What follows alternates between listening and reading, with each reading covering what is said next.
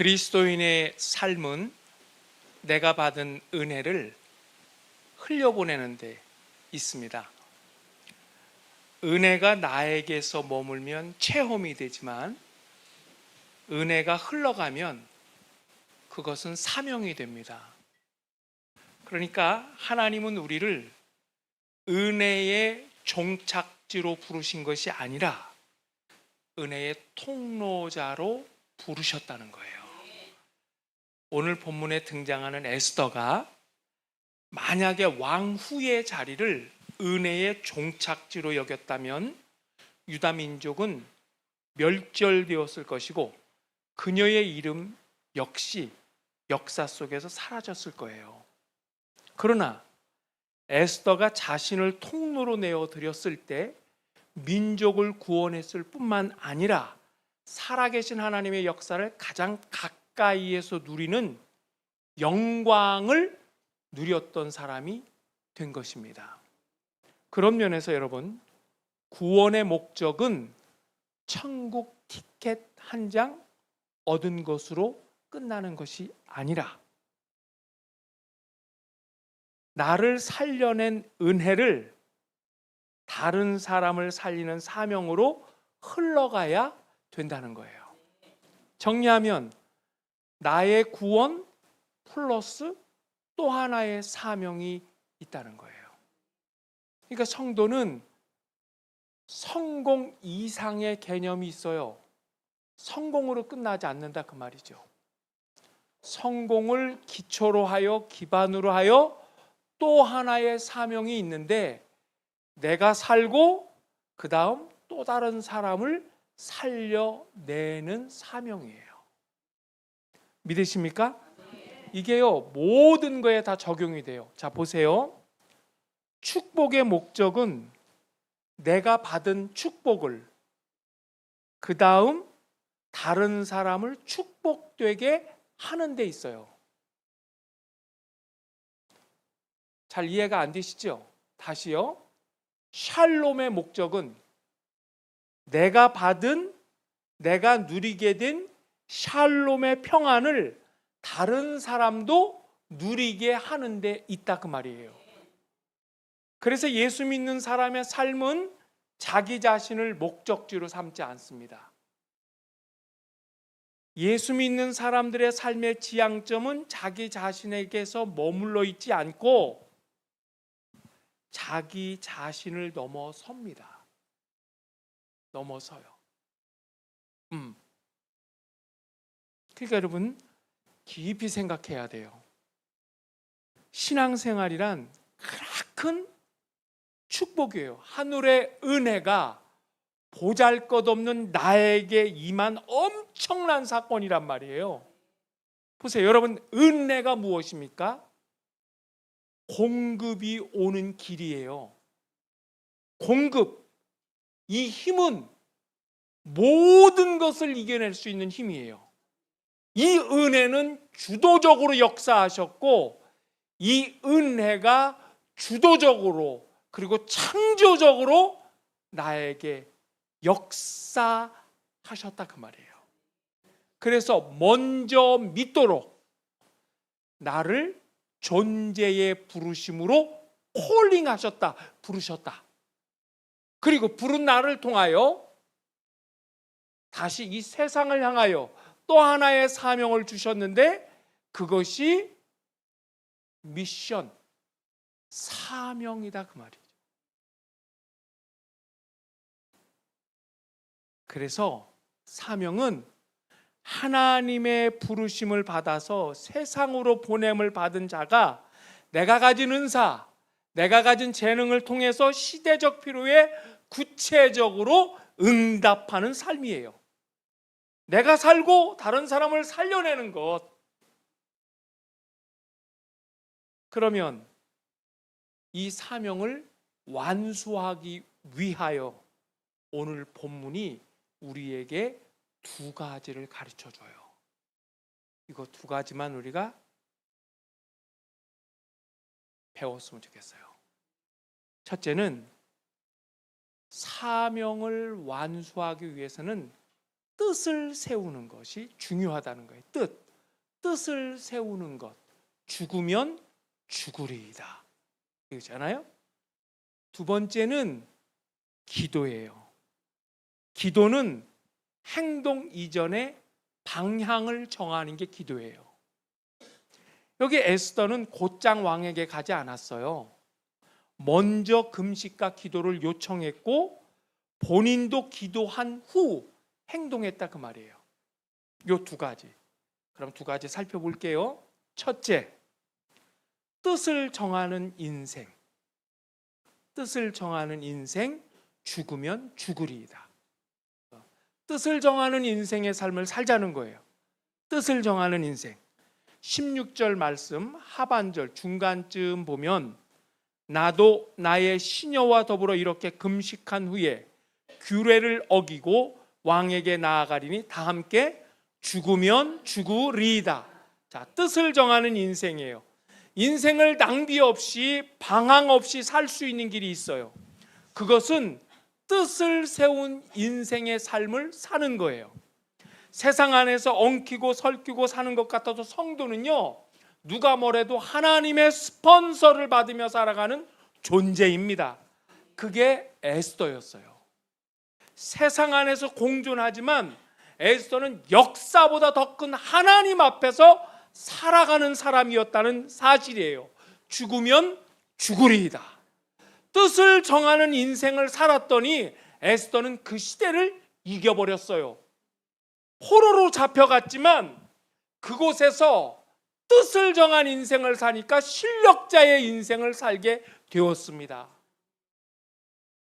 여러분 보세요. 성경을 가만히 읽어보면요, 뜻을 정한 사람들의 공통점을 찾아낼 수가 있어요. 그건 뭐냐면 하나님의 것을 내 것처럼 사용하더라 그 말이에요. 하나님의 언어를 내 것처럼 사용해요.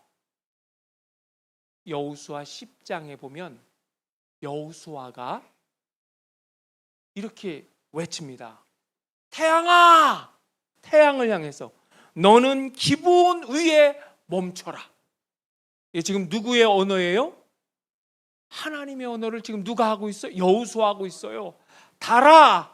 너도 아얄란 골짜기에 멈춰서라! 외친단 말이에요. 하나님의 것을 내 것처럼 사용하고 있어요. 베드로 기도하러 올라갔다가 40년 동안 한 번도 일어나 본 적이 없는 안질뱅이 앞에서 오늘은 달랐잖아요. 어제와 오늘은 성령이 충만하여 그 입에서 펑 하고 터져 나온 말이 하나님의 언어인데 은과 금은 내게 없거니와 없죠. 내게 있는 것으로 내게 준다. 곧 나사렛 예수 그리스도의 이름으로 일어나 걸으라. 하나님의 언어잖아요. 뜻을 정한다는 게 중요해요.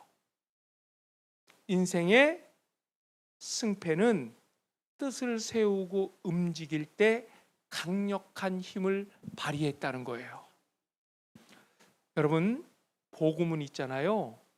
품고만 있으면 힘이 없어요. 초대교회가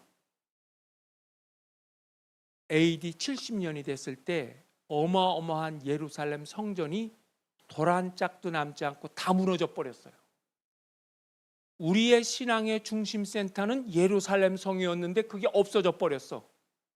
그리고 고난과 핍박과 박해가 오면서 사방으로 흩어졌어요.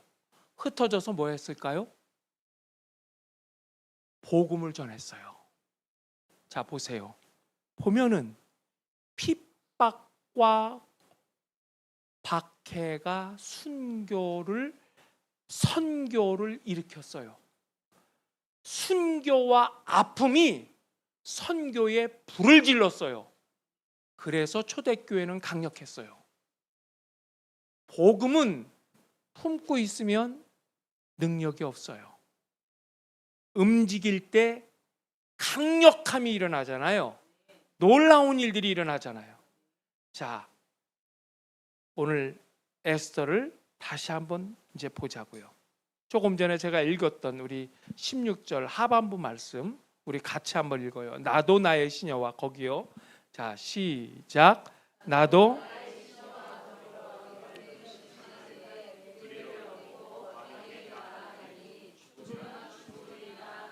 자, 보세요. 이 말의 정확한 이해는 막무가내로 폭탄 들고 들어가서 죽겠다는 의미가 아니에요. 죽으면 죽으리이다, 그런 의미가 아니고 자기 목숨을 사명보다 앞세우지 않겠다는 선언이에요. 이것이 에스더의 자기 의식입니다. 세상은 자기 목숨보다 더 큰 것을 생각하지 않아요. 자기 생명보다 더 큰 것은 없어요. 그런데 에스더는 목숨을, 생명을 사명보다 앞세우지 않았다, 그 말이에요. 규례를 어기고 왕 앞에 나아가리니 죽으면 죽으리이다. 자, 그러면 에스더는 언제 쓰여진 건지 이 배경을 이해하면 더 살이 되고 피가 됩니다. 한번 들어보세요. 에스더는 이스라엘이 남쪽과 북쪽으로 나눠지잖아요. 북쪽 이스라엘은 주전 722년에 아수르라고 하는 나라에 멸망을 당해요. 없어져 버려. 남쪽 유다는 주전 586년에 바벨론이라고 하는 나라에 멸망을 당해요. 에스더는 남유다를 배경으로 해요. 멸망을 당하고 바벨론으로 잡혀갑니다.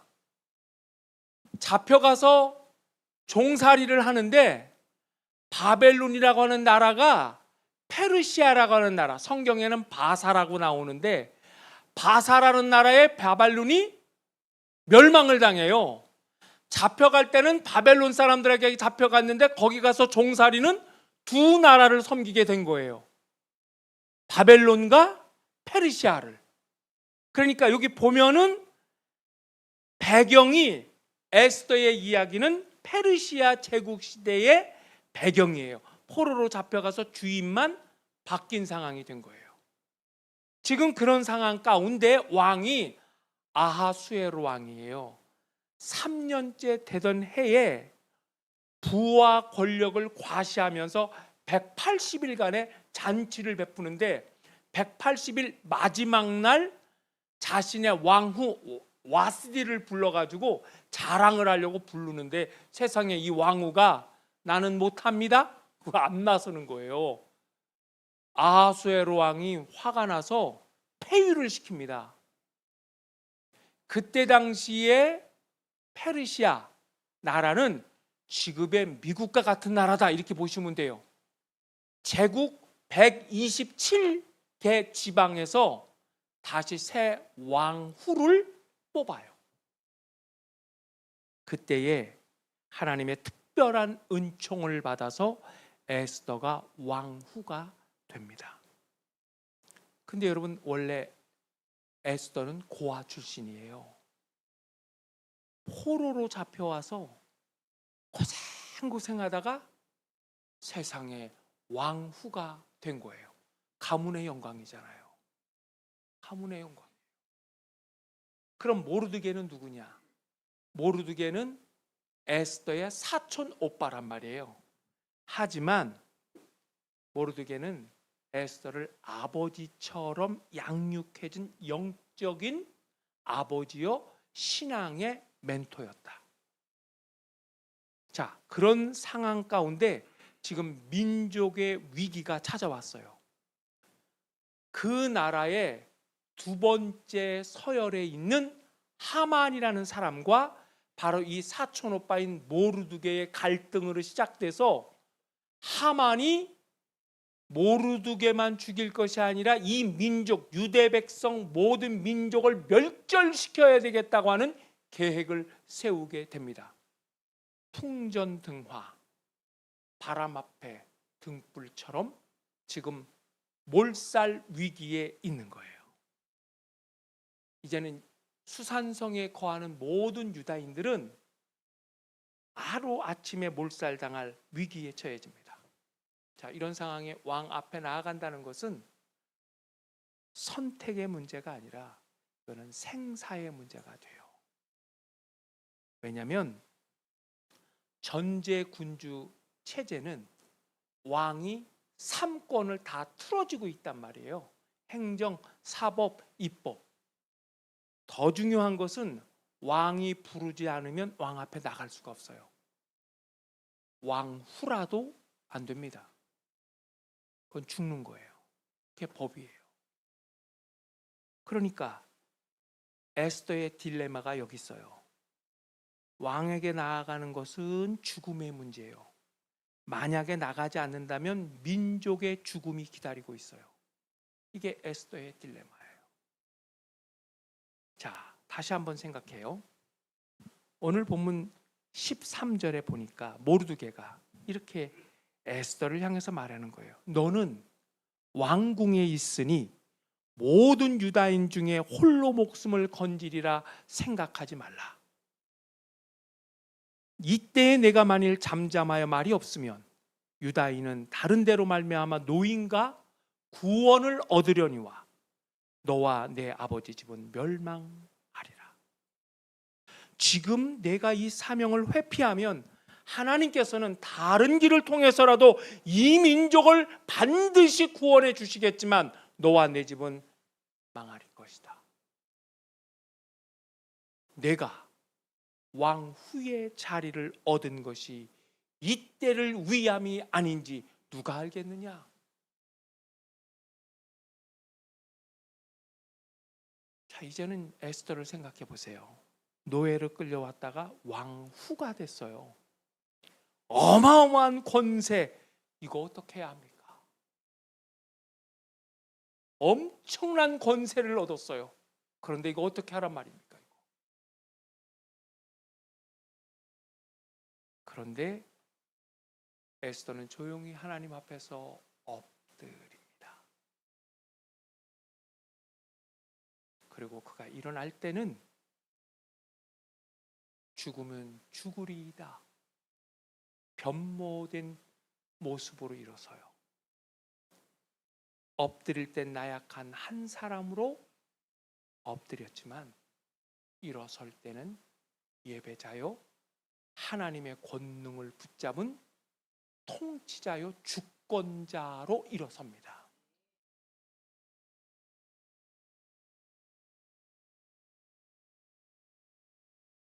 이 시간만큼은 여러분 재물의 문제도 아니고 명예의 문제도 아니에요. 이때를 위하여 나는 존재한다. 이 시간을 위하여 내가 있다. 이거는 생명을 기준으로 한 계산이 아니고 사명을 기준으로 한 결단이었어요. 결단. 여기 왕의 얼굴을 못 본 지가 30일이나 되었다고 성경은 기록되어 있거든요. 그러니까 왕의 총애가 식어져서 다시 에스더도 언제 폐위가 될지 모르는 불안과 두려움이 엄습하는 30일의 침묵이었어요. 하지만 에스더는 두려운 30일의 침묵을 깨고 사명 완수를 위해 목숨 걸고 어떻게 했다? 왕 앞으로 나섭니다. 어떻게 되었습니까? 우리는 4장을 읽었지만 결과는 5장에 나와요. 금식 3일째 되던 날 에스더가 왕후의 예복을 입고 왕궁 안뜰에 섭니다. 그때 아하수에로 왕이 왕의 보좌에 앉아 있다가 에스더를 발견합니다. 그런데 하나님의 은혜가 여기 임해요. 성경은 이렇게 기록되어 있어요. 왕이 에스더를 본즉 매우 사랑스러움으로. 누가 사랑스럽게 했을까요? 왕이 봤는데 너무너무 사랑스럽게 보이더라 그 말이에요. 왕이 금귀를 내밀자 에스더가 금귀를 붙잡습니다. 뭐냐? 왕의 금귀는 왕의 지팡이예요. 왕의 지팡이는 왕의 은혜가 허락되는 통치의 표시예요. 그걸 붙잡는 자는 사는 거예요.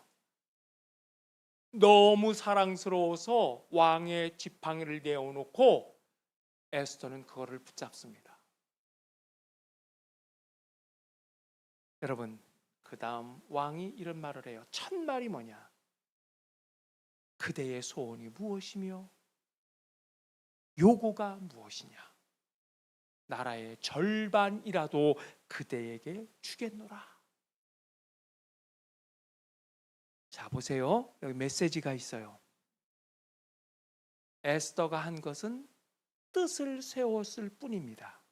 그런데 일이 되었다는 거예요. 할렐루야.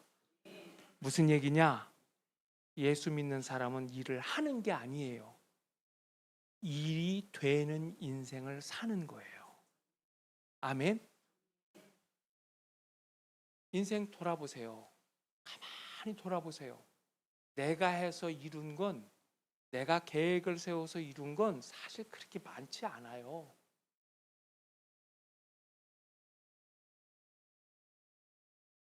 일이 되는 인생을 구하십시오. 일이 되는 인생.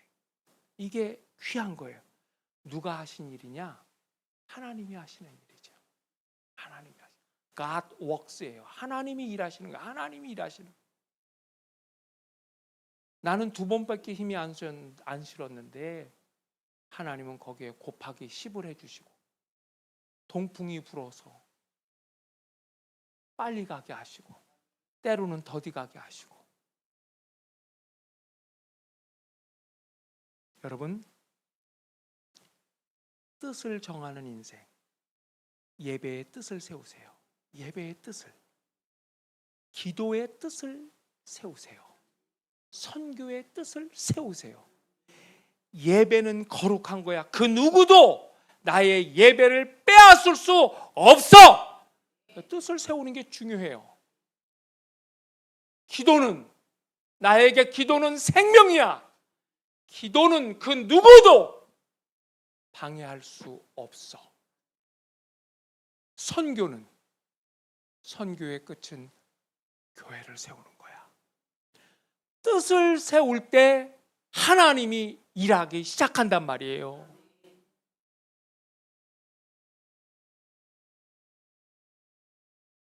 죽으면 죽으리이다 이거예요. 자, 그런데 지금 이야기는 다 알아. 더 중요한 얘기를 할게요. 그런데 우리는 이 사명을 이루지 못하는 경우가 많아요. 맞아요, 안 맞아요? 그럼 왜 그러냐? 왜 그러냐? 이 사명을 이루지 못하는 이유를 오늘 말씀 속에서 우리가 찾아낼 수 있어요. 뭐냐면 우리는 보통 그냥 살아요, 인생을. 밥 먹고 학교 갈 사람 학교 가고, 학교 갔다 와서 또 밥 먹고, 또 공부할 사람 공부하고, 직장 갈 사람 직장 가고, 잘 사람 자고, 그냥 평범한 일생을 산다고요.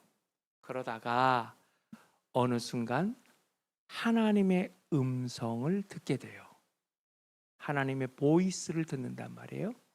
여기도 보면 에스더가 평범한 일상에서 모르드게를 통해서 사명을 깨닫잖아요. 아, 내가 구원받고 지금 왕후가 된 것은 이때를 위함이었구나, 이렇게 깨닫잖아요. 아, 나 혼자 복받고 구원받는 것으로 끝나는 것이 아니구나, 그렇게 사명을 발견하잖아요. 그런데 사명을 깨달으면 우리에게는 항상 부딪히는 문제가 있어요. 그게 뭐냐면 죽을 문제와 부딪힌다는 거예요. 죽을 문제와. 사명을 알게 되면 문제가 발생하는데 죽을 상황과 부딪힌다는 거예요. 누가 이렇게 하느냐? 마귀가 그 사명을 감당하지 못하도록 막는다고요. 이미 모든 조건, 이미 모든 가능성, 모든 잠재력을 다 줬어도 마지막 방아쇠를 당길 수 없도록 발발발발발 떠는 존재로 만들어 버린다고요. 무슨 얘기냐? 이런 거예요. 하나님이 성공을 주셨어요.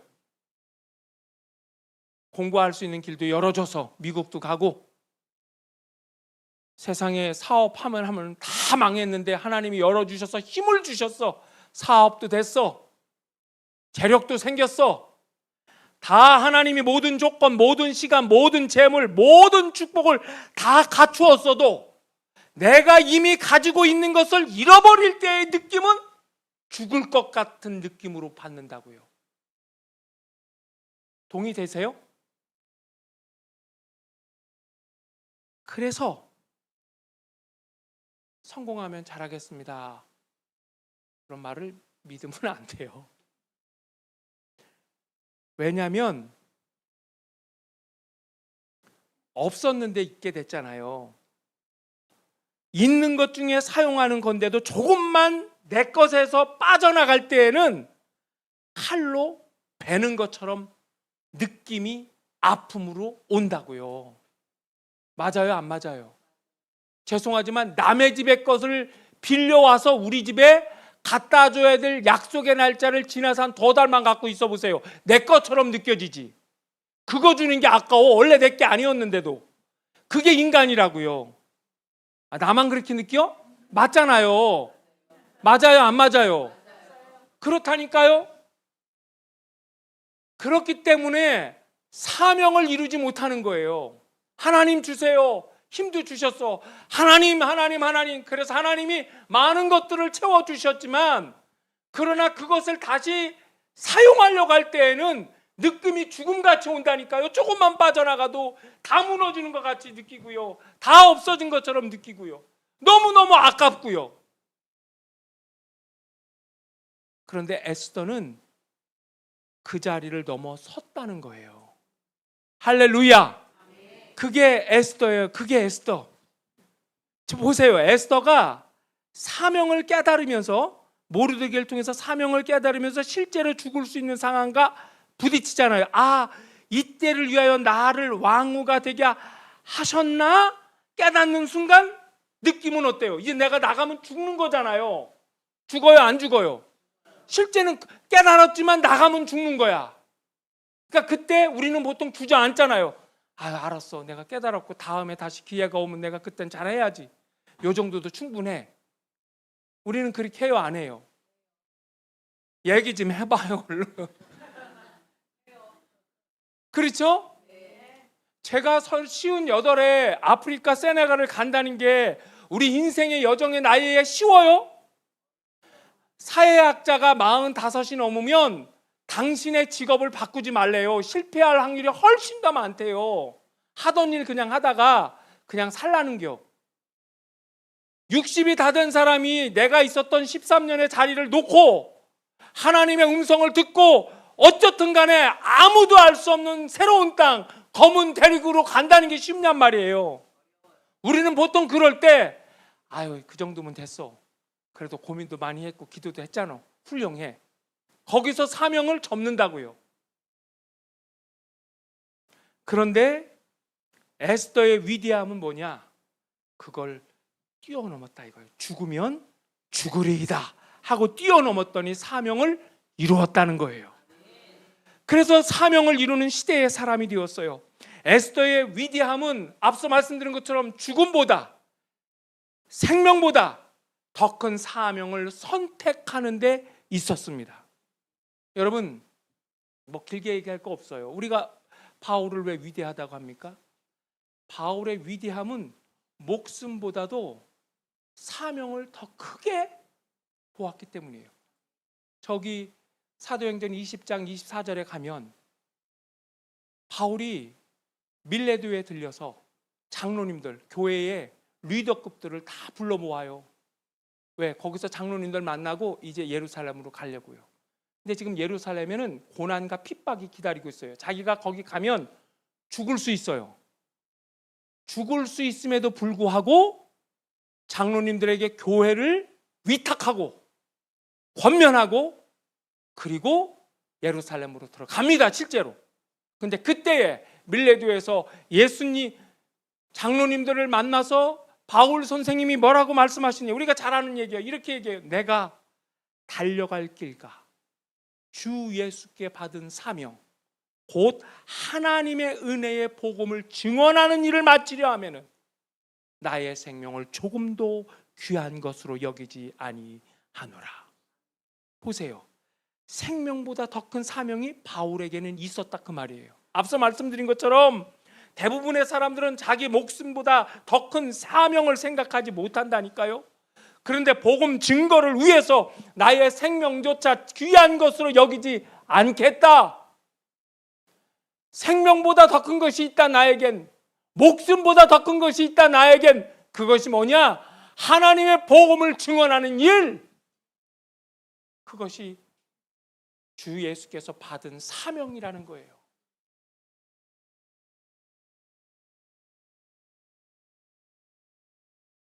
그러고 예루살렘으로 가요.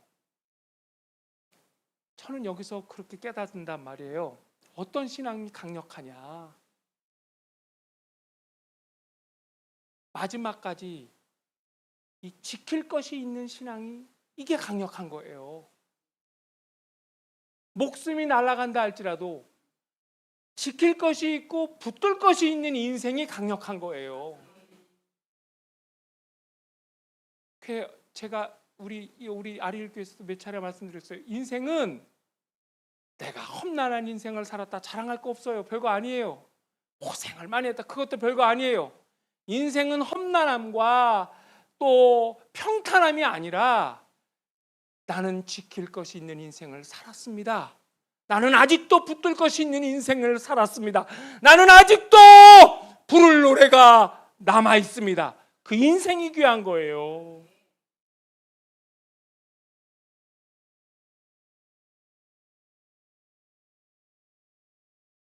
이게 귀한 거예요.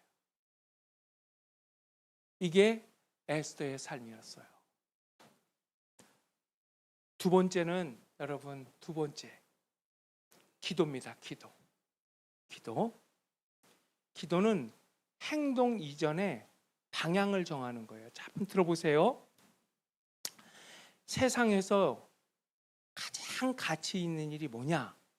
저는 그게 기도라고 믿어요. 왜냐하면 기도는 영혼을 터치하는 일이기 때문이에요. 영혼을. 너는 기도할 때에 내 골방에 들어가서 기도해라. 예수님이 말씀하셨어요.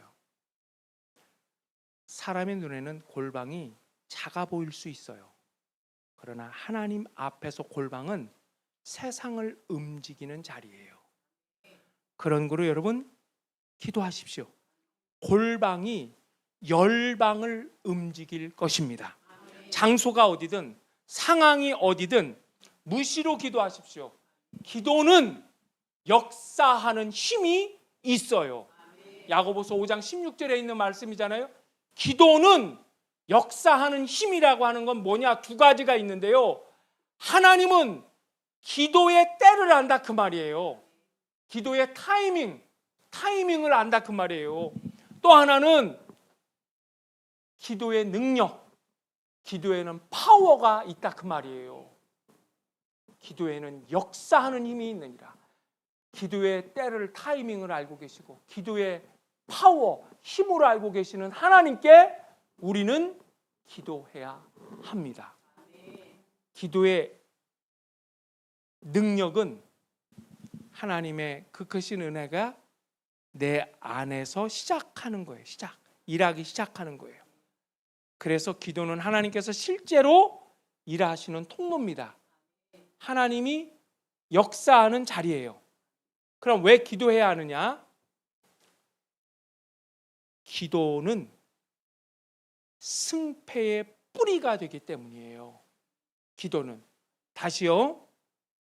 인생이 고갈되지 않는 능력의 뿌리에는 기도가 있어요. 저 사람의 삶에 기도가 있구나. 그런 사람은 인생이 고갈되지 않아요. 기도는 무한대에 멀어져 있었던 그 어떤 약속이 기도할 때 현실화됩니다. 그게 무한대의 거리를 뛰어넘어서 나의 시간 안으로 들어옵니다. 아까 말한 것처럼 누가 일하시기 때문에? 하나님이 일하시기 때문에. 할렐루야! 그러니까 약속은 저절로 오지 않아요. 근데 하나님은 어떻게 그걸 만들어 놓으셨냐면 기도할 때 현실화되게 만들어 놓으셨다고요. 그냥 주실 수도 있어요. 그냥 입혀 주실 수도 있어요. 하지만 하나님은 기도라고 하는 채널을 통해서 무한대의 시간을 뛰어넘어서 나의 현실 안으로 들어오고 그것이 기도의 열매로 맺혀지도록 일하신단 말이에요. 그래서 성경 안에 뒤집힌 사건이 얼마나 많습니까? 오병이어 사건, 배고픔의 문제를 해결해 준 사건 아니에요. 죽은 나사로가 다시 살아난 사건, 이건 생명의 문제를 해결해 준 사건 아니에요. 우리의 생각 속에 완전히 뒤집혀진 사건 아니에요. 뒤바뀌어진 사건 아니에요. 그렇게 판세를 바꿔내는 힘이 어디에 있느냐? 기도에 있습니다. 기도에 있습니다. 그러니까 우리에게 필요한 것은 상황 통제가 아니라 어떻게 이 상황을 막을 것이냐, 어떻게 이 상황을 극복하시냐가 아니라 우리에게 더 중요한 것은 기도를 붙잡는 거예요. 기도를 붙잡는 거예요. 기도를 붙잡는 거예요. 우리에게 필요한 것은 상황 통제가 아닙니다. 세상은 만만하지 않아요. 의욕만으로 이길 수 없어요. 그래서 우리는 기도해야 합니다. 기도가 길을 여는 거예요. 기도가 살리는 거예요. 그러니까 기도는 누가 해요? 출구가 보이지 않는 사람이 하는 거예요. 앞이 보이지 않는 사람이 하는 거예요. 하나님 외에는 나는 소망을 둘 곳이 없는 사람이 하는 거예요.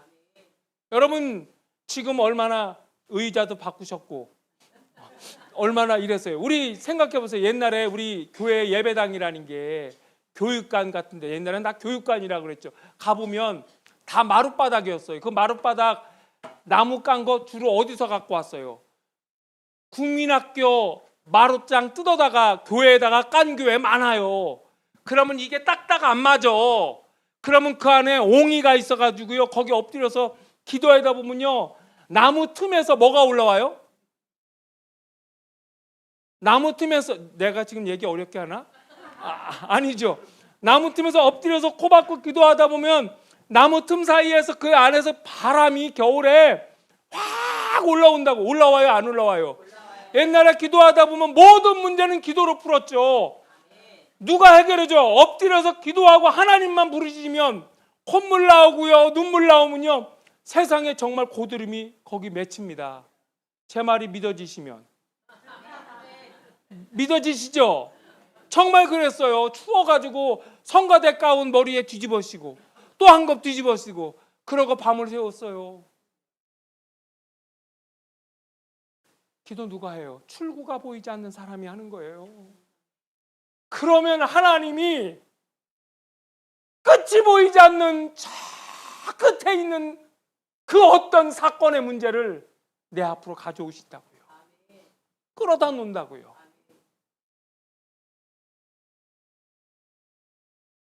존 낙스는 기도하는 한 사람이 기도 없는 한 민족보다 강하다, 그런 말을 남겼어요.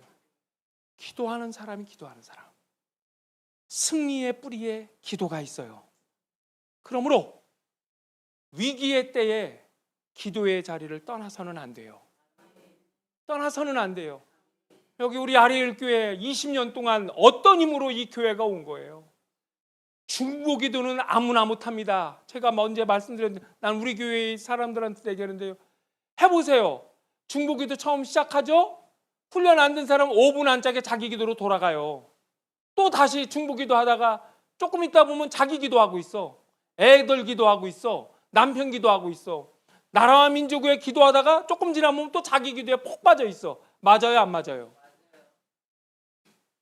기도의 지평이 확 커져 버리면요,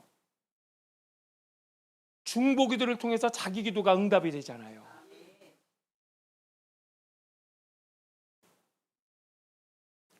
기도의 선봉에 서는 게 중요해요. 가정에, 자녀들의 사업장에 기도의 깃발을 세워야 합니다. 기도의 깃발을 세우는 거예요. 여기는 치열한 영적 싸움이 있는 거예요. 양보하지 마세요.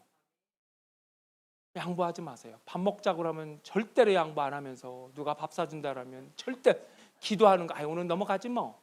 넘어가고, 기도 안 하고 넘어가고 건너가고 쉬어가고. 그렇죠? 자, 보십시오. 이제 이 말씀을 확인할게요. 오늘 16절 말씀 한 절 갖고 우리 이야기 나누는 건데, 16절 상반절 맨 앞절 한번 앞에 보세요. 당신은 가서 수산에 있는 유다인을 다 모으고 나를 위하여 금식하되 밤낮 3일을 먹지도 말고 어떻게 하라요? 마시지도 마소서. 나도 나의 시녀와 더불어 이렇게 금식한 후에, 그죠? 그러니까 처음에 나를 위해 기도를 부탁하죠.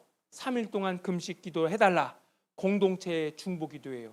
이게 합심 기도를 부탁해요. 그러고 난 다음 개인 기도. 나도 금식한 후에 규례를 어기고 왕 앞에 나아가겠습니다. 기도 후에 행동하겠다는 거 아니에요. 방향을 정하는 거예요. 방향이 정해져요. 그러니까 에스더의 기도는 뭐예요? 살게 해주시면 가겠습니다. 응답해 주시면 순종하겠습니다가 아니에요. 순종을 드리고 결과는 하나님께 맡기겠다는 기도예요. 출발이 달라요. 우리는 이것을 헌신의 기도다 이렇게 말을 해요. 헌신의 기도예요. 에스더는 10장까지 있거든요. 에스더를 통으로 보면 에스더가 어떤 결론을 맺게 되는지를 알게 돼요. 자, 보세요. 6장에 보면은 하만이, 아까 그 하만이, 그냥 절 보세요. 25m짜리 장대를 탁 만들어 갖고 준비한 바로 그날 밤, 왜 하필이면 왕은 잠을 잘 수가 없었을까? 잠이 안 오는 거예요. 도통 불면증이 생겨서. 누가 하셨을까요? 우연일까요? 필연일까요? 그렇지. 누가 하신 일이라고요? 하나님이 하신 일이에요. 그 다음에 잠이 안 와서 왕이 신하를 불러갖고 역대일기, 왕궁에 있는 역대일기를 읽으라고 시켰는데, 세상에 읽은 딱 그 본문이 어디냐? 모르드게가 반역자들을 잡아서 왕을 죽이려고 했던 거를 막았던 사건이 거기 기록되어 있는 걸 왕이 그날 알게 된 거예요. 그래, 그 사람에게는 상을 베풀었느냐? 아니요, 상을 베풀지 않았습니다. 더 밖에 누구 없느냐? 하니까 바깥에 하만이 와 있던 거예요. 왜 왔느냐? 25m짜리 장대를 만들어서 오늘 허락을 받고 내일 모르드게를 달려고 허락받으러 왔다가, 예, 제가 바깥에 하만이 있습니다. 죽이러 왔던 하만이 모르드게를 높이는 존재로 바뀌어버립니다. 누가 하신 일이에요? 우연이죠? 아니죠. 필연입니다. 궁궐 왕 안의 상황은 하만의 예상과는 정반대로 바뀌었잖아요. 자신을 살려준 모르드게에게 어떻게 보상해 줄까 고민하다가 결국 하만을 발견하게 되고, 하만이 모르드게를 죽이려던 바로 그 찰나에 왕이 그를 부르게 하셨습니다. 여러분, 에스더와 유다인들이 지금 며칠 동안 기도하죠? 3일간 금식 기도했을 때 하나님은 하만의 발걸음까지도 정확하게 왕의 문 앞에 갖다 놓으신 겁니다. 이것이 믿어지시면 아멘. 이것을 우연으로 보는 사람은 절대로 아멘할 수 없지만, 하나님이 필연적으로 하나님의 섭리 가운데 그렇게 역사하셨다 믿는 사람만이 아멘이라고 할 수 있는 거죠. 믿습니까? 왕의 잠을 깨우셔서 과거의 기록을 보게 하신 것은 유다 민족을 구원하시려고 하는 하나님의 완벽한 타이밍이었어요. 이 모든 것이 하나님의 섭리였어요. 기도 없는 인생은 우연에 맡기지만, 기도하는 인생은 하나님의 섭리 앞으로 나아갑니다. 그래서 우리는 기도합니다. 여러분, 이제 말씀을 마칠게요. 기도가 만드는 인생의 차이가 있어요. 기도가 만드는 인생의 차이. 기도하지 않는 인생은 풍랑에 떠밀리는 조각배처럼 우연에 휘둘리지만, 기도하는 인생은 하나님의 섭리라는 인도하심 속에서 항해합니다. 마지막 목적지에 다다를 때까지, 하나님의 그 위대한 위로가 있는 나라에 다다를 때까지. 기도가 만드는 인생의 차이입니다. 그게 에스더였어요. 에스더였어요. 성도 여러분, 권면합니다. 여러분의 인생을 사명이 일하게 하십시오. 사명이 열매 거두는 인생이 영광의 인생입니다. 또한 에스더는 3일 금식 기도 후에 기도의 줄을 붙잡고 왕 앞으로 나아갑니다. 그것은 단순히 축복을 받으러 간 자리가 아니라 사명의 자리로 나아간 발걸음이었어요. 이런 인생을 살아가기를 축복합니다. 우리 아릴교회의 역사, 20년의 역사 속에서 난파당한 사람들의 생명을 살렸고, 그리고 20여 년 동안 무릎으로 중보기도의 생을 살았던, 믿음의 삶을 살았던 여러분들이 여기 계십니다. 또 이 교회를 거쳐 돌아가신 분도 있고 또 떠나신 분들도 있을 거예요. 그러나 여러분, 잊지 말 것은 20년 전 이 교회를 세운 경륜은 하나님의 손에 있었다는 사실입니다.